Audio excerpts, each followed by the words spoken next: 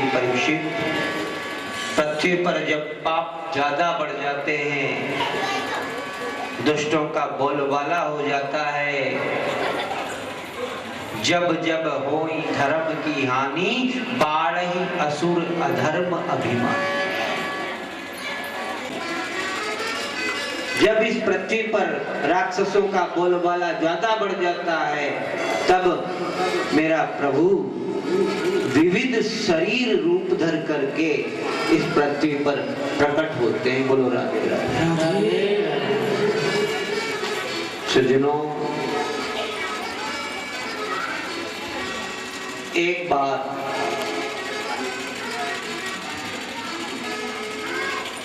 इस पृथ्वी माता ने गाय का रूप धर लिया और गाय का रूप धर के देवताओं के पास गई और देवताओं के पास जाकर के बोली कि हे देवताओं, इसी प्रकार यदि पाप कर्म बढ़ते रहे, इसी प्रकार अगर राक्षसों का बोलबाला बढ़ता रहा, तो मैं तो रसातल में चली जाऊंगी, डूब जाऊंगी। मेरा क्या होगा? क्योंकि ये जो लोग पाप करते हैं ना, ये पाप का वजन कहाँ जाता है? मेरे ऊपर रहता है, पृथ्वी का। तो अगर ज्यादा वजन मेरे ऊपर लाद दोगे तो फिर मुझे तो नीचे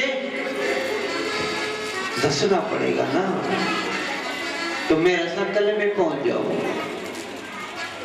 देवताओं से जब पृथ्वी ये बात कह रही थी,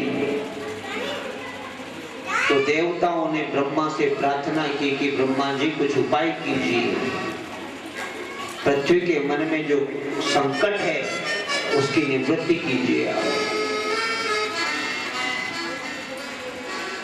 तो जैसे ही ब्रह्मा, देवताओं ने जब ब्रह्मा से कही, तो ब्रह्मा ने कहा 1 मिनट रुकिए आप, मैं अभी आंख बंद करके भगवान से बात करता हूँ।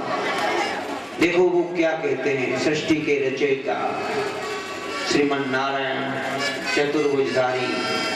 तो ब्रह्मा ने अपनी दोनों आंखें बंद करके प्रभु का ध्यान लगाया, तो ब्रह्मा ने देखा कि मथुरा में वसुदेव के घर में देवकी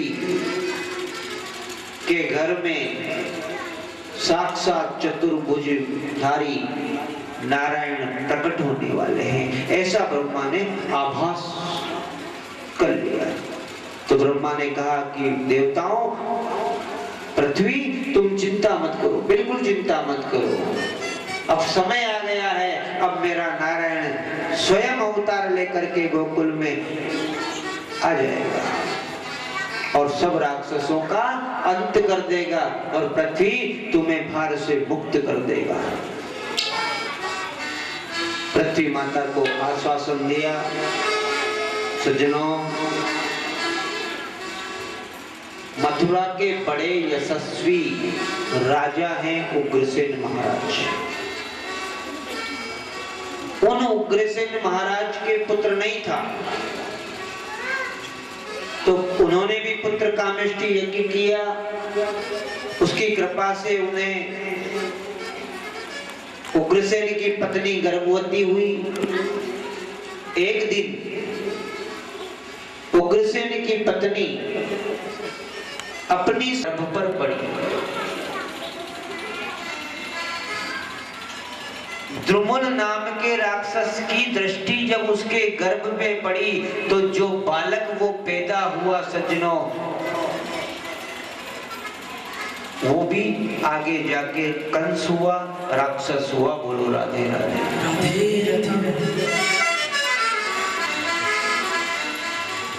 अब ये बात महाराज उग्रसेन को पता चल गई कि ये कल विचरण करने गई थी और इसके गर्भ में द्रुमिल नाम के राक्षस की दृष्टि पड़ गई। अब कुछ समय बाद जब बालक हुआ, तो उग्रसेन महाराज ने उसे लता पताओं में लपेट करके बोले, ऐसे बालक को क्या करेंगे हम? जब राक्षस की नजर इस पे पड़ गई तो ये राक्षस बनेगा, राक्षस वृत्ति में आएगा, इसलिए ऐसा बालक मुझे नहीं चाहिए। लता पता में लपेट करके यमुना में बहा दिया। बोलो राधे राधे। अब उसी यमुना में वसुदेव के पिताजी शूरसेन महाराज स्नान कर रहे थे। तो जब वो बालक बहता हुआ आया तो शूरसेन महाराज ने उसे उठा लिया, बचा लिया और अपने घर ले आए। आज वही बालक वसुदेव के साथ में पल रहा है, बड़ा हो रहा है, वही बालक। सज्जनों, नारद जी आए और नारद जी ने शूरसेन महाराज के यहाँ आकर के उसको सब बता दिया, कंस को। उसी का नाम कंस हुआ कि बोले तू तो उग्रसेन का लड़का है और तेरे पिता ने तुझे लता पता में लपेट कर यमुना में बहा दिया था। उग्रसेन का लड़का है तू। जब पता चला कंस को तो कंस वहां से निकल गया, चला गया भगवान शंकर की तपस्या करने कैलाश पर्वत पे। भगवान शंकर की तपस्या की कंस ने और भगवान शंकर राजी हुए, प्रसन्न हुए, वरदान मांगने को कहा। तो भगवान शंकर ने उसे एक धनुष दे दिया कि जाओ कंस, ये धनुष ले जाओ, जो इसे तोड़ेगा वो तुझे नहीं छोड़ेगा। जब तक ये धनुष तेरे पास रहेगा तब तक तुम सुरक्षित रहोगे। मथुरा पर चढ़ाई कर दी, अपनी सेना बना दी। अक्रासुर, बकासुर, बकासुर सब अपनी सेना में, भौमासुर सब रख लिए, बड़े बड़े दिग्गज, और मथुरा पर चढ़ाई कर दी, धावा बोल दिया। लेकिन कंस के मन में एक भाव और आया, उसकी बहन थी देवकी, तो उसके मन में भाव आया कि मेरी बहन का विवाह कर दो। तो उसने अपनी बहन का विवाह वसुदेव के साथ करना तय कर दिया।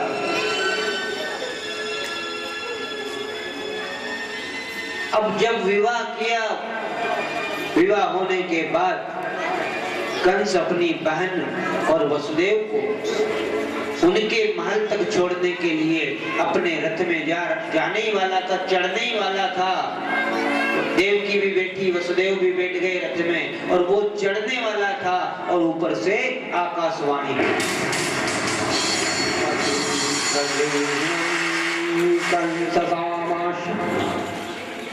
शरीर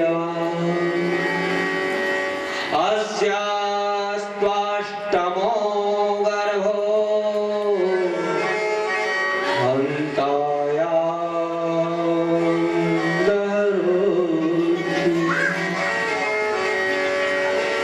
अरे कंस, जिसे तुम अपनी बहन समझते हो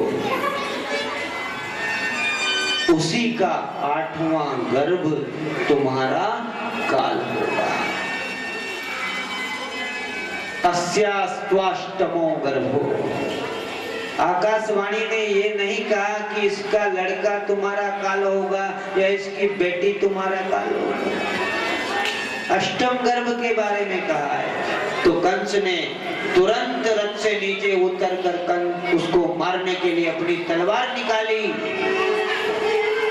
और मारने के लिए दौड़ा कि मेरे काल को जन्म देने वाली को जब मैं नष्ट कर दूंगा तो काल पैदा होगा कहां से। वसुदेव जी खड़े हो गए कि वसुदेव, कंस तेरी बहन है रे, ये जैसी भी है तैसी भी है, तेरी बहन है,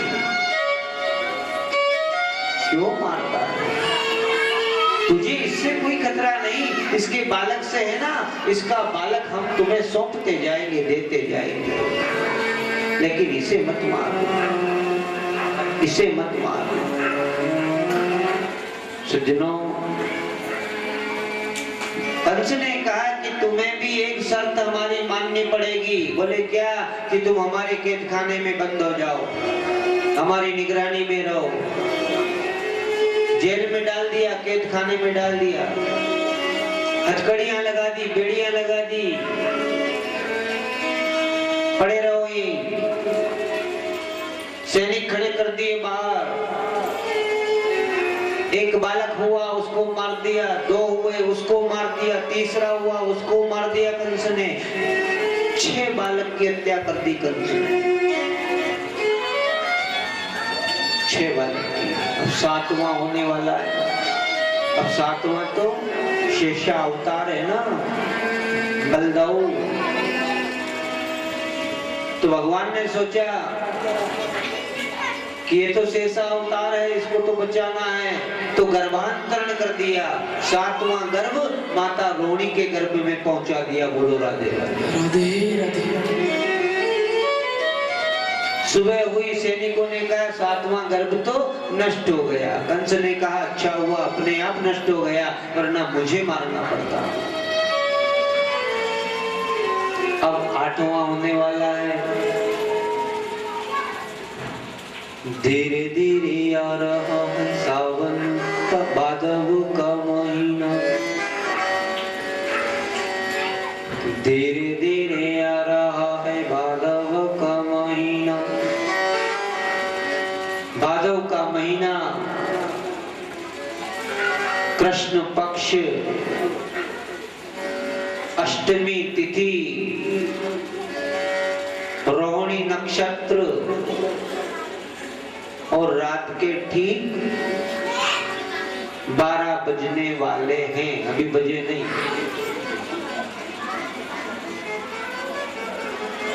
परमात्मा की कृपा हुई, पूरी नगरी शांत हो गई, मथुरा नगरी।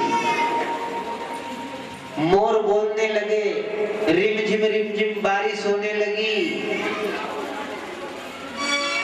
क्योंकि 12 बजने वाले हैं, परमात्मा का प्राकटीकरण होने वाला है। सुजनो, हथकड़ियां लगी है देवकी मैया के। वसुदेव जी बंधे हुए हैं, बाहर सैनिक खड़े हुए हैं, लेकिन परमात्मा ने सब व्यवस्था ऐसी कर दी।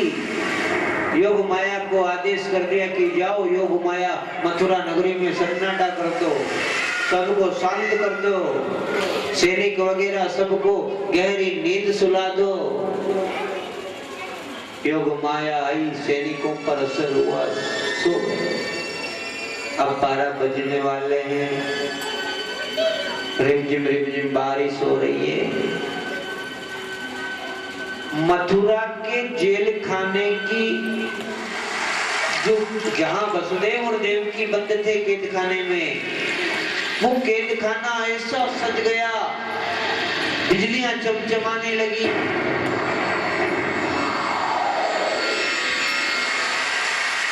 भयानक बारिश हो रही है, गर्जना हो रही है, और उसी गर्जना के बीच में प्रभु श्री ठाकुर जी देव की मैया की कुंभ से पधार रहे हैं। बोले वृंदावन बिहारी लाल की जय। चलो अच्छा ही हुआ आप धीरे ही बोले, क्योंकि सैनिक सो रहे हैं, और अगर आप जोर से जय बोलते तो वो सैनिक उठ जाते, तो अभी कथा पता सब हो जाती। बोलो राधे राधे। जोर से बोलना पड़ेगा, राधे राधे राधे। जैसे ही प्रभु का प्रकटीकरण हुआ, भगवान ने कहा वसुदेव से, पिताजी आप मुझे गोकुल में पहुंचा दो। वसुदेव ने कहा कैसी बातें करते हो, हथकड़ियां लगी है, बेड़ियां लगी है, द्वार पे सैनिक खड़े हैं, और तुम कहते हो गोकुल पहुंचा दो। कैसे कैसे पहुंचा दो गोकुल?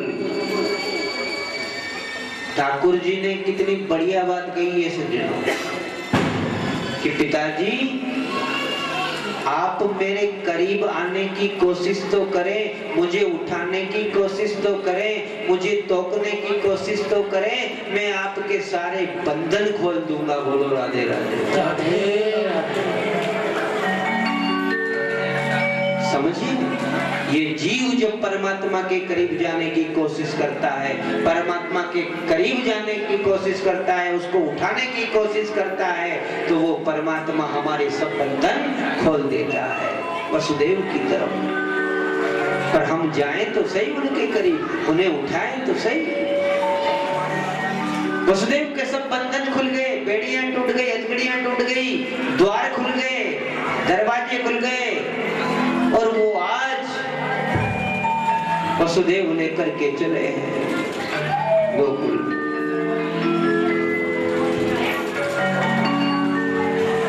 वसुदेव जी जैसे जा रहे थे, बारिश बहुत ज्यादा, यमुना में उफान आ गया।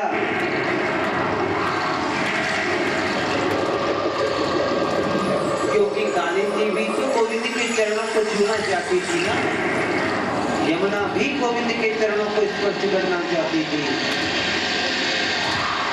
गोविंद के चरणों को छुआ, मार्ग दे दिया।